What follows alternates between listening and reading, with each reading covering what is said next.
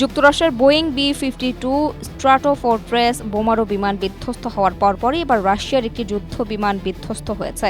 রাশিয়ার প্রতিরক্ষা মন্ত্রণালয় জানিয়েছে, সাইবেরিয়ায় ইরকুটস্ক অঞ্চলে ভেঙে পড়া রাশিয়ার সুপারসনিক বোমারু বিমানটির নাম Tu-223M3।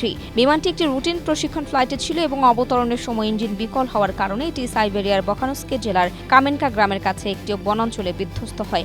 ভেঙে পড়ার পরপরই আগুন ধরে যায় এটি। তবে বিমানে থাকা 4 জন ক্রু সদস্য এই সময় মতো ইজেক্ট করে জীবন বাঁচাতে সক্ষম হয়েছেন। বিমানটিতে কোনো গোলাবারুদ বা যুদ্ধাস্ত্র ছিল না, যার ফলে মাটিতে পড়ার পরপরই আগুন লাগলেও লোকালয় বা ভূমিতে বড় কোনো ক্ষয়ক্ষতি হয়নি। ন্যাটোর কাছে ব্যাকফায়ার কোড নামে পরিচিত এই দূরপাল্লার ভারী বোমারু বিমানটি রাশিয়ার অন্যতম প্রধান সামরিক শক্তি। রাশিয়া সিরিয়া এবং চলমান ইউক্রেন যুদ্ধে এই বিমানটি অত্যন্ত ব্যাপকভাবে ব্যবহার করছে। তবে সোমবার যে বোমারু বিমানটি ভেঙে পড়ে সেটি সামরিক অভিযানে যাচ্ছিল নাকি রুটিন অনুযায়ী কোনো মহড়া দিচ্ছিল তা স্পষ্ট নয়। 22টি ক্ষেপণাস্ত্র বহনে সক্ষম এই বিমানটি।